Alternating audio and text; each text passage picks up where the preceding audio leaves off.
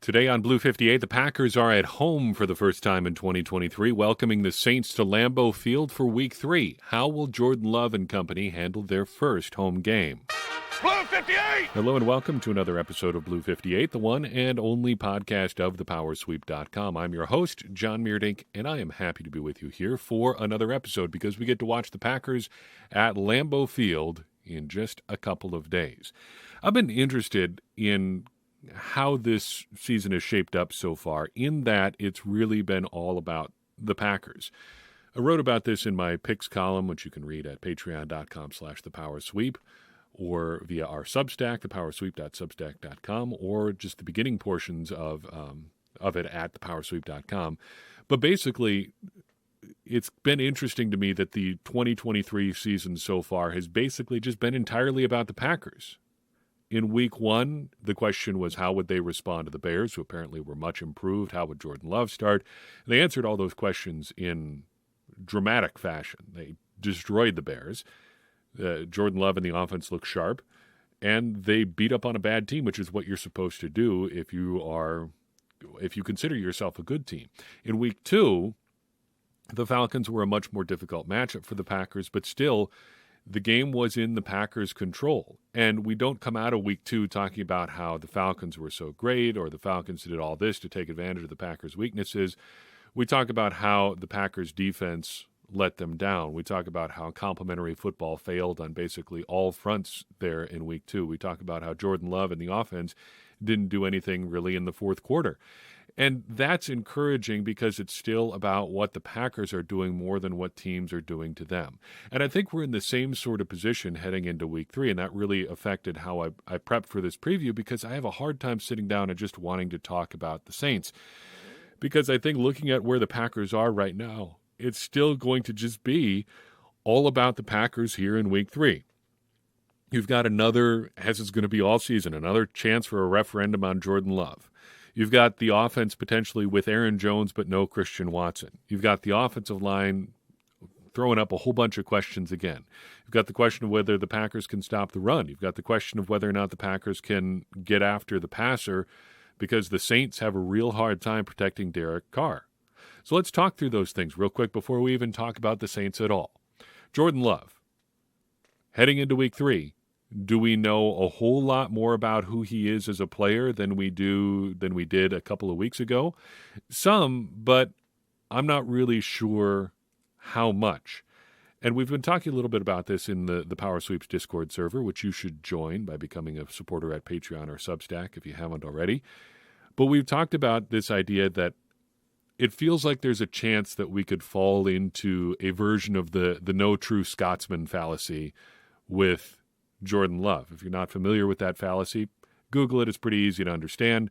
But basically it comes down to the idea that if you're defining something, there are always going to be people that try to say, well, actually, that's not a true example of that phenomenon. What you're looking for is this. And then someone will come along and say to that person and say, well, that is not even a true example of what you're looking for. The real example is this. And then down and down and down it goes.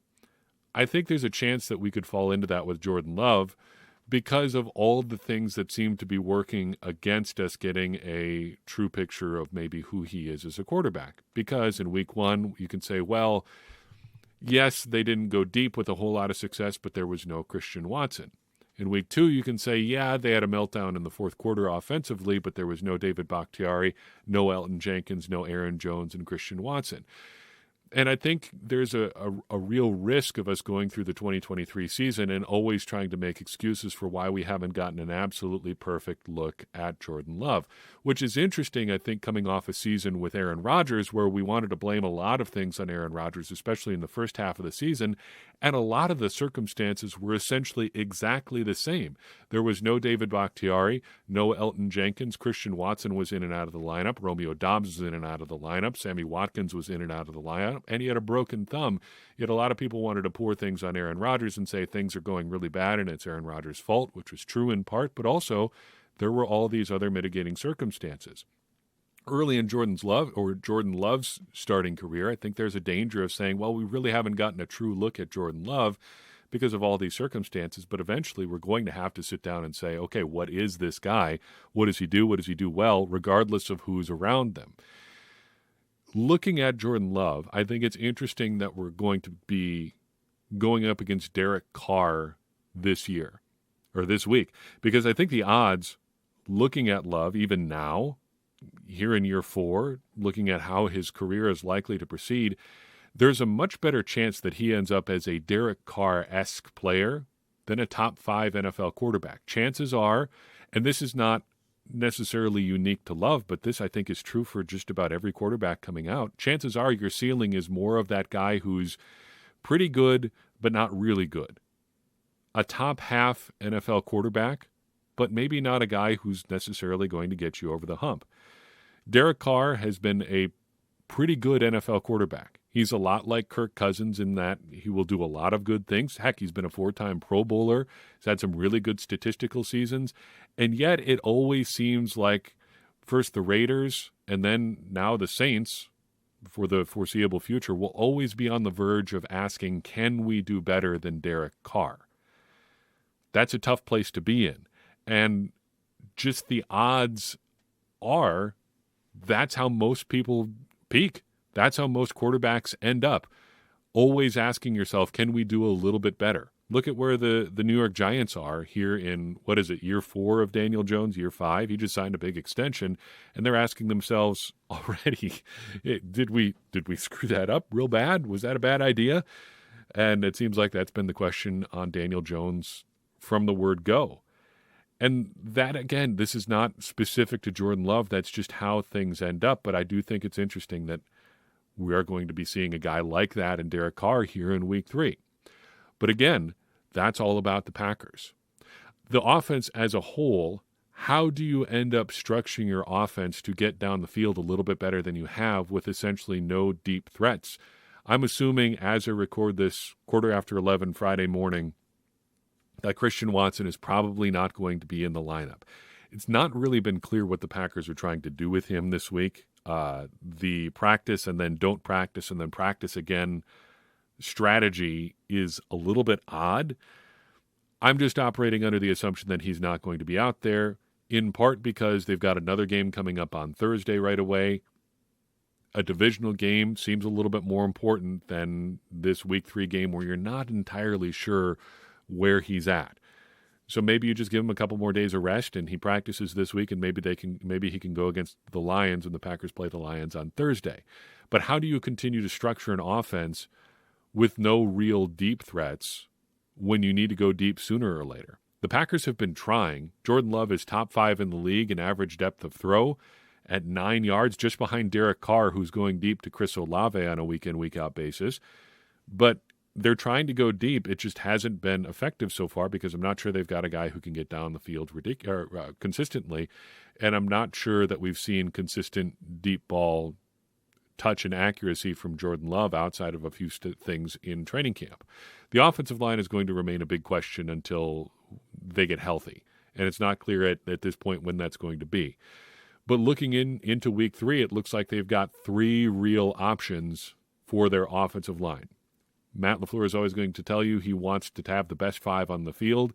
The best 5, in my estimation, are one of these 3 lineups. You go left to right, Rasheed Walker, Royce Newman, Josh Myers, John Runyon, or Zach Tom.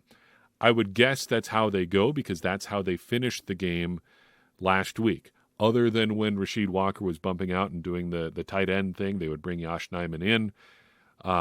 That seems to be what they wanted to go with last week. That seems the most likely. You could also put Zach Tom at left tackle, keep Royce Newman at left guard, go Myers and Runyon at center and right guard, and then have Josh Nijman at right tackle. It seems like a realistic possibility. Finally, the Packers may go with Rasheed Walker at left tackle and Zach Tom at left guard, then Myers and Runyon, and then Josh Nijman at right tackle. I think it comes down to 2 questions here. First, where do you want to hide someone? Do you want to try to hide your weak spot at tackle or at guard? I think it's easier to probably hide someone at tackle, which means that at guard, which means one of those first 2 options is probably the more likely one. You have Rasheed Walker at left tackle and Zach Tom at right tackle with Royce Newman at left guard, or Tom at left tackle and Nyman at right tackle, with Newman at right guard. That seems to be one of the most stable left to right groups. I would be concerned with the first group in that you have a visibly weak left side and a much stronger right side. Tom, Newman, Myers, Runyon, Nyman seems to be more even across the board. Second question is, do you like Royce Newman or do you like Yosh Nijman? 2 months ago, I said would have said this is a no-brainer, that the Packers would easily prefer to have Yosh Nijman on the field instead of Royce Newman. But we've seen a precipitous fall for Yosh Nijman since then.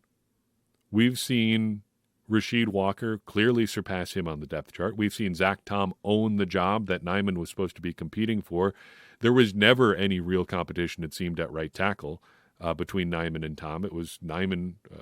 The only question was whether maybe Zach Tom would play somewhere else, at center or guard or who knows where. But settling in at right tackle, when Tom was available to play right tackle, there was never any question whether it was going to be him or Yosh Nijman. It was always Tom. Do you prefer Royce Newman or Yosh Nijman, though? Maybe it's just reflex, but I still default to Nijman.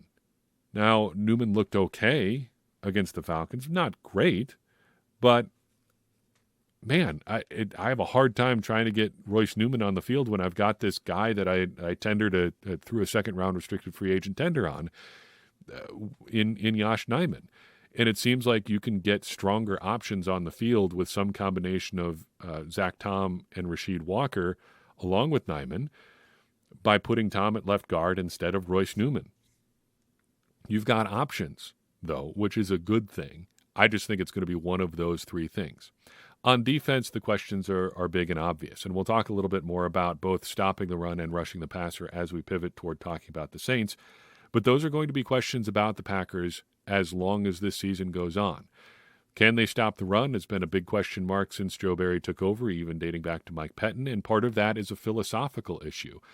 You want teams trying to run the ball to a certain extent. Teams are going to do a lot more damage throwing the ball than they are going to running the ball. And if you can trick guys into trying to run the ball because they think they can do whatever running the ball, it is usually a net positive for you. And you say usually because the Packers are quite frequently the exception to that rule. They give up yards on the ground in quantities that make it clear that, shoot, it's still a pretty good bet to run the ball against the Packers, even if you can't pass the ball consistently, and the Falcons are pretty good recent evidence of that. There are some questions about who's going to actually be running the ball for the Saints. We'll get to those in a second. Then rushing the passer. The Packers' defense is built to rush the passer. Your top 3 or 4 edge rushers, well, outside of Preston Smith, are really primarily pass rushers. There really isn't a ton of, well, just looking into last week, when the Falcons needed a run, what did they do? They went after the Packers' best edge rusher in Rashawn Gary and said, we're going to try to isolate you on the edge, and it worked. That has been a winning strategy for a lot of teams. Lucas Van Ness is a pretty one-dimensional player at this point, but it's rushing the passer, which is nominally a good thing, but still something that you can take advantage of. J.J. Enagbari hasn't been much of anything so far this year, and Justin Hollins is a little bit on the smaller side, so if you're going to run, like, those are winning strategies. On the defensive line, you've got Kenny Clark and TJ Slayton, who can stop the run, at least in theory, but beyond that, you've got Devontae Wyatt, who is a pass rusher, not a run stopper. You've got Colby Wooden, who's 280 pounds on a good day, and you've got Carl Brooks, who's a rookie day 3 pick. He can rush the passer. Can he stop the run? That is a question about all rookie defensive linemen, and it's going to be a question about the Packers this week and every other week. The only question is, can they offset that problem of getting after or solve that problem of stopping the run by getting after the passer? Now, the Saints. Dovetailing with all of those questions, here come the New Orleans Saints, who are 2-0 for 2 big reasons. First, the strength of their defense, and secondly, the weakness of the opposing quarterbacks they've played. They beat the Titans 16-15 in Week 1, which had to be just one of the more thrilling opening week games that you could possibly have watched, and then they beat the Panthers 20-17 in Week 2 on Monday Night Football. Those 2 wins mean they have beaten Ryan Tannehill and Bryce Young, not exactly a murderer's row of quarterbacks to this point. If you keep track of one-score games and you should. It's something we mention every week in our previews here. The Saints are 2-0 in one-score games so far. If you view one-score games as essentially a coin flip, the Saints are 1-1. They're overachieving. Odds are they should be about 1-1, but they're 2-0 so far. Looking at the Saints offense, Pete Carmichael is the offensive coordinator here.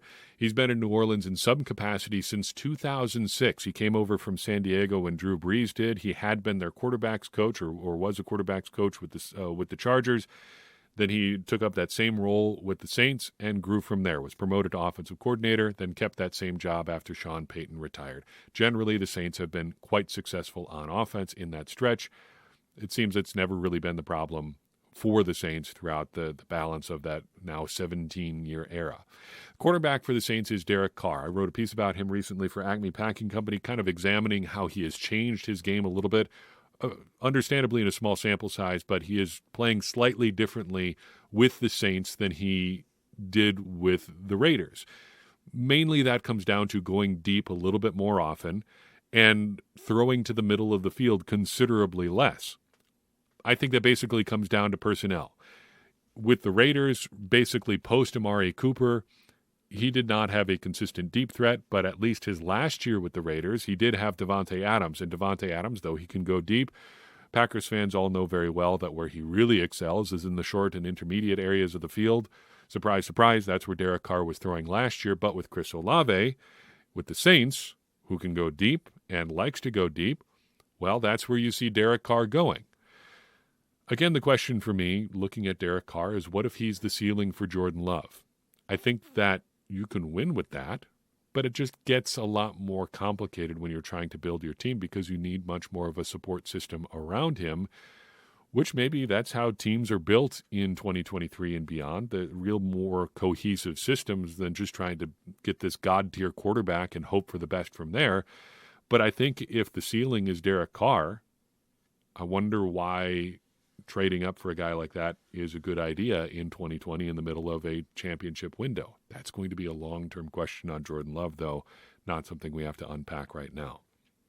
The Saints' offensive line overall has not been great through 2 weeks, particularly in pass blocking. Derek Carr has been sacked on 10% of his dropbacks so far in 2023, which is, quite frankly, an absurd number. Center Cesar Ruiz has been the weak link so far. He is the worst-graded player on the Saints in both run and pass blocking. Trevor Penning isn't much better. He's allowed 10 pressures, including 3 sacks through 2 games. Not a great start. The passing game, like we've mentioned, built primarily around Chris Olave, Mr. Deep Ball for them, 14.1 yards per catch on 14 catches so far this year. But they do have an interesting complement in Michael Thomas, who was an elite player a few years back, but he's essentially lost 3 years for the Saints. He played in 10 games, counting the 2 he's played so far this year, from 2020 through 2022. Well, 2 in addition to those 10 games, so 12 games since 2020. Not a whole lot, though. Averaging 9.7 yards per catch so far this season. Another big-bodied receiver, though, so if Jair Alexander wants to redeem himself for last week, there may be an opportunity here, though I suspect if they continue to have him shadow opposing receivers, it's going to be Olave. Now the run game. This is something we mentioned as a question mark, given the Packers, question marks in this area of their defense over the first 2 weeks of the year. It's not clear what we're going to see from the Saints here. You've got Alvin Kamara, who's suspended. You've got Jamal Williams, who's hurt. And then beyond that, you've got running back Tony Jones, who through 2 games has a whopping 13 carries for 39 yards. Okay, not a big threat there. But beyond that, you've got Taysom Hill, and I don't even know what position to call him, tight end, quarterback, running back, whatever. 12 carries for 79 yards through 2 weeks. If I was Pete Carmichael and I was looking to manufacture some offense when I've got question marks with pass blocking, question marks run blocking, I would look for Taysom Hill this week because he seems to be the guy other than Chris Olave who is moving the ball for me. Get him on the field somehow and see what you can do. Of note, Hill also has 3 catches for -1 yards on the year. Not a real big threat through the air so far this season. Also want to mention, Jimmy Graham is back with the Saints at age 56 approximately, 19 snaps through 2 games, 0 targets. So if you're the Packers, how do you stop the Saints' offense? I think you pressure Derek Carr and figure out the rest from there. If they can't stop the ground game this week, the Packers are in real serious trouble. It's one thing to not slow down a good pass or a good run blocking offensive line, two good backs, and a coach who wants to run the ball to a fault in the Atlanta Falcons. But if you are having trouble against the Saints, who have a bad offensive line, who are without their top two running backs, and who really, really struggle to move the ball through the air and probably will end up behind at some point as a result, if the Saints are still running the ball and running it effectively, we've got serious problems in Green Bay, and we may be there already. On defense, the guy you got to know about is Dennis Allen, who's got a very interesting coaching pedigree. Got his real start in the NFL at age 30 back in 2002 as a defensive quality control assistant with the Atlanta Falcons. He moved over to the New Orleans Saints in 2006 as an assistant defensive line coach, then bumped back to the secondary in 2008. Got a job as the Denver Broncos defensive coordinator for the 2011 season, where he stayed for 1 year before getting the head coaching job with the Oakland Raiders, where he was for 3 unsuccessful seasons between 2012 and 2014.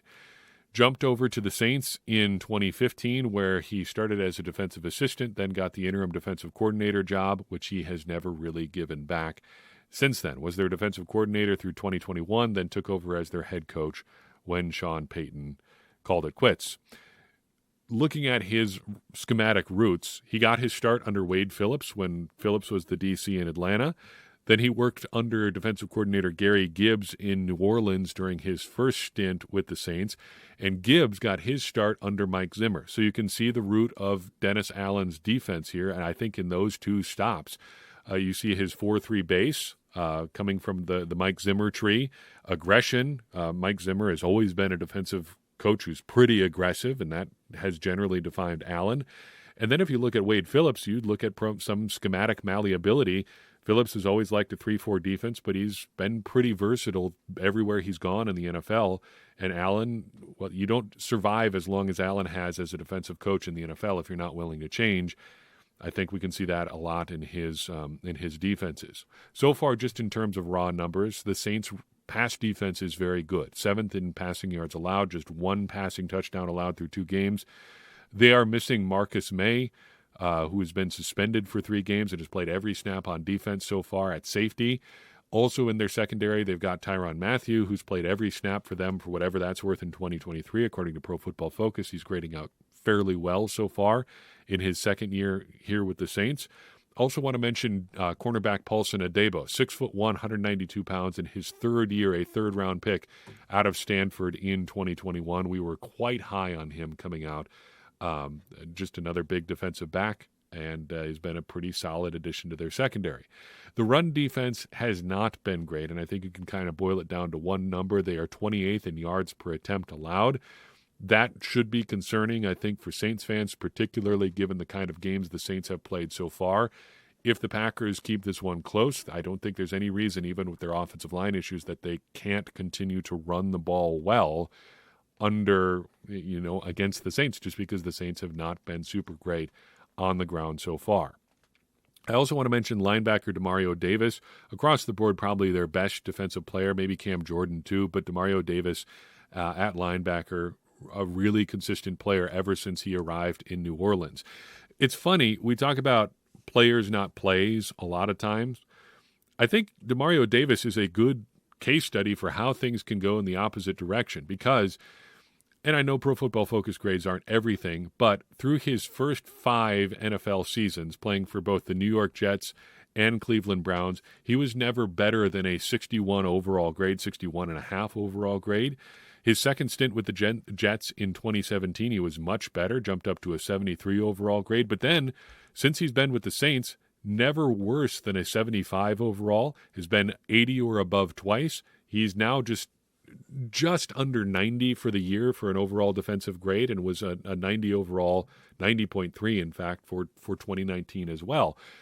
The plays do seem to matter for a guy like Demario Davis. He's gotten into a role where things seem to suit him quite well with the Saints, and Dennis Allen seems to know what he's doing with him. Players are going to matter more than plays as long as players keep making the plays. But the scheme does matter, and it seems to have mattered quite a bit for a guy like Demario Davis. Probably extended his career by half a decade just playing with the Saints. Statistically, I would keep an eye on Carl Granderson and Cam Jordan up front, both of them posting very good pressure numbers so far this year. Granderson getting after the quarterback at an 18.3% raw pressure rate. Jordan is at 16.4%. With a suspect offensive line, those are two guys that are really going to be worth watching as the Packers work to protect Jordan Love. If you're attacking this defense, I would run first and then pass second and build on what works from there. It's going to be very important that the Packers convert in the red zone this week. The Saints have been very good there so far this season, just allowing one touchdown, I think, on 6 red zone attempts by opposing offenses. The Packers, meanwhile, the exact inverse, 5 touchdowns on 6 red zone attempts so far this year. Something's got to give. You would hope it gives in favor of the Packers. A quick look at special teams. Kicker Blake Group A for the Saints is 5 for 5 on the year so far, 1 for 1 beyond 50 yards. Just 5 feet 7 inches tall, though, so if you're scoring at home, the Packers win the very important kicker height battle there. Definitively, Anders Carlson, much taller than that. Punter Lou Headley averaging 45.1 yards per punt on 10 punts so far this year, 3 landing inside the 20, just 1 touchback. Far from the most interesting thing about him. He is an Australian punter who left a construction job about 5 years ago to pursue American football. It's worked out pretty well for him so far. Did a year of community college, then punted for Miami for 4 years, went undrafted this spring, but then won the Saints job. A 30-year-old rookie Australian punter is not something you see every day. Their kick and punt returner is Rashid Shaheed, handles both duties for the Saints. He leads the league for whatever that's worth this season with the changes to the kick return rules in both returns and return yards, averaging 22.4 yards per return. 3 punt returns on the year for 22 yards was unremarkable in both duties last year. Now, usually I like to take a second or two in these previews to just talk about the last time the Packers played their upcoming opponent. In this case, I think the less said about the last time the Packers played the Saints, the better, because the last time the Packers saw the Saints was in Week 1 of the 2021 season. We had just had an offseason of drama relating to Aaron Rodgers and his ongoing beefs with Packers management, including a 20-something minute press conference in which he aired all of his grievances with the Packers front office. They let bygones be bygones, got stuff worked out contract-wise after the season, but that season started with a Week 1 loss to the Saints in Jacksonville because the Saints couldn't play home games because of a hurricane, and then the hurricane just descended on the Packers, and the Saints won 38-3. Just go look up the box score on Pro Football Reference if you would like to spend a couple unpleasant minutes remembering that game. However, it is noteworthy because that is the first time we ever saw Jordan Love play meaningful snaps for the Packers. Got a few snaps in garbage time in that game, so there you go. The circle is now complete. How do the Packers win this one? Hopefully it's not a 38-3 loss. At least we know it's not going to be in Jacksonville. We know where the game's going to be. It's going to be in Green Bay. It's basically the same as it's been through 2 weeks so far. Protect Jordan Love, physically and in the game plan. Obvious, but also it's a thing you're going to have to do. You're missing 2 of your starting linemen up front, probably. And so you're going to have to protect Jordan Love against a pass rush that occasionally can be somewhat sprightly for the Saints. You're also going to have to run the ball. Figure out a way to do it effectively, whether you've got Aaron Jones or A.J. Dillon or Emmanuel Wilson or Patrick Taylor back there. The Packers just have to continue to run the ball effectively, particularly in high-leverage, short-yardage situations, which is where they really struggled, I think, in Week 2. Then I think it's going to come down to pressuring Derek Carr when the Saints have the ball. Everybody's been able to do it so far, and if the Packers can do it in similar ways to what we've seen on the high end of what they're capable of so far this season, I think it's really going to cause some problems for the Saints offense given the question marks they have everywhere else. If nothing else, whatever limitations he has as a quarterback aside, Derek Carr should be a stabilizing presence for the Saints at his best. If the Packers can interrupt that, then I think you're in really good shape. I think the encouraging thing here is looking at all those things the Packers have to do, much like the theme that we've talked about in this podcast. Everything the Packers need to do is proactive. It's not reactive. It's about the Packers. It's about what they do well and what they need to do well. You can protect Jordan Love with blocking and with game plan, and that's something that you can control. You can run the ball on the Saints. It's just a commitment issue, which is something the Packers have struggled with through 2 weeks, but that is something that is within your ability to control, especially if the Packers have Aaron Jones. You can also pressure the Saints pretty much at will, it seems, and the Packers, for Joe Barry's foibles so far this season, have been able to generate pressure in different ways than we've seen in the past, both with the personnel that they have, getting Kenny Clark into advantageous matchups, Rashawn Gary coming along slowly, and with scheme just doing a little bit more stunting up front, moving guys around. That's been, I think, a feather in Joe Barry's cap so far, and if they can continue that this week, it only bodes well for the Packers. So are the Packers going to win, or are they going to lose?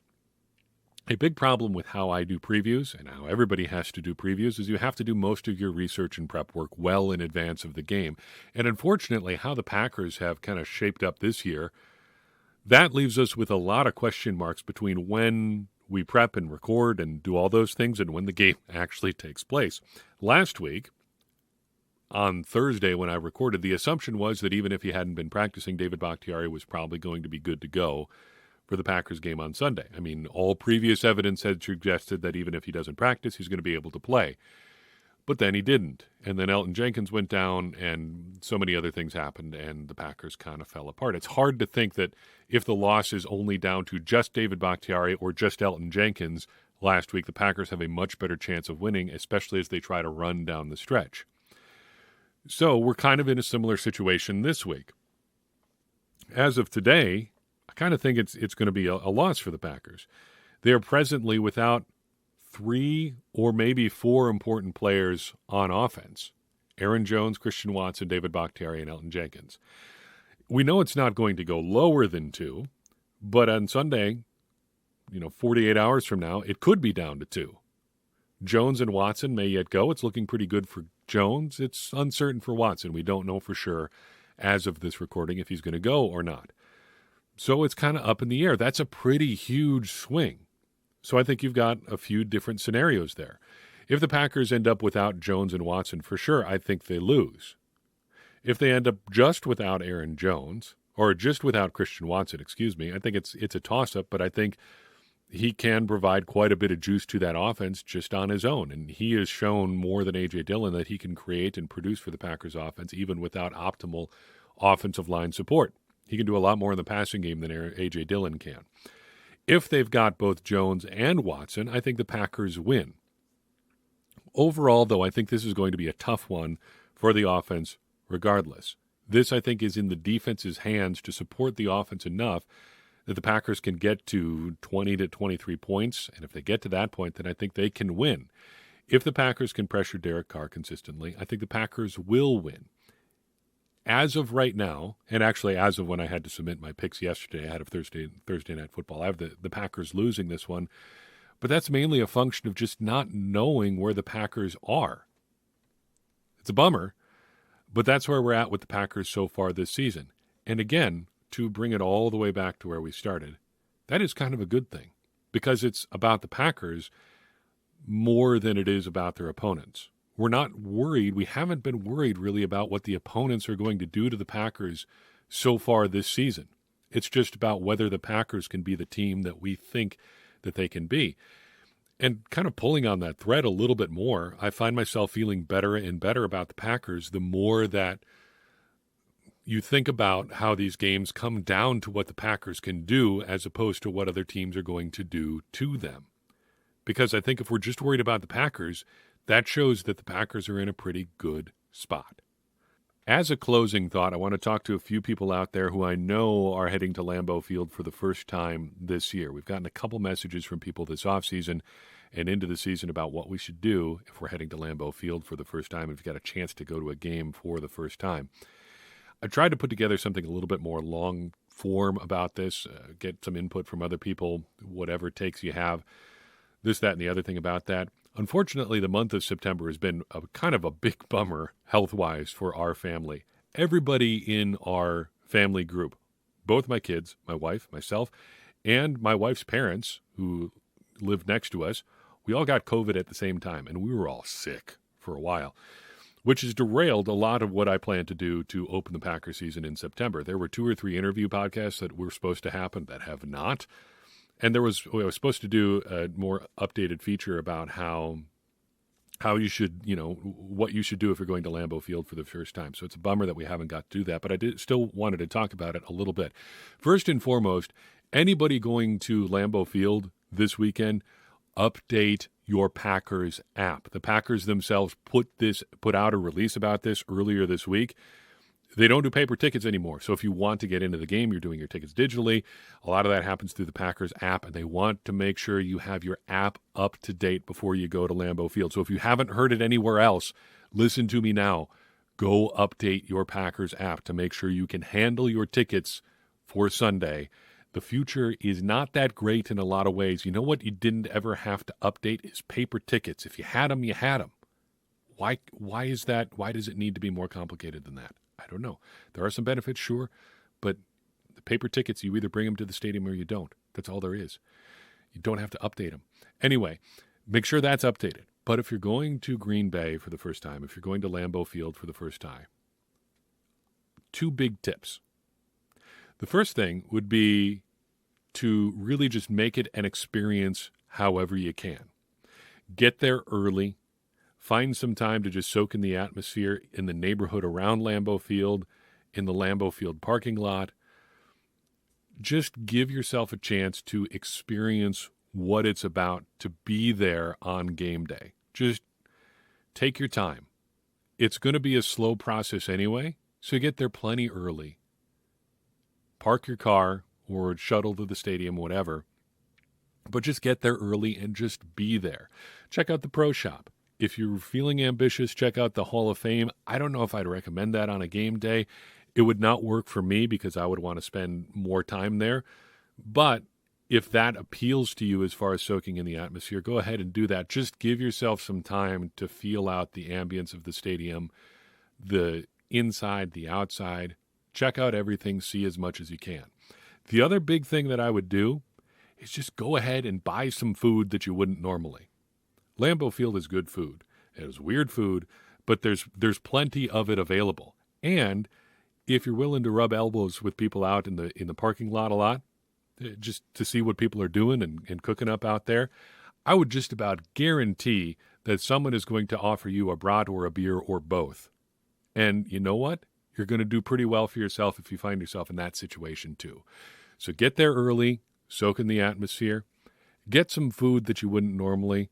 Just embrace the experience as much as the game. The game is going to feel different if you haven't been to a Packers game in person than watching it on TV. You're not going to get quite the same number of details.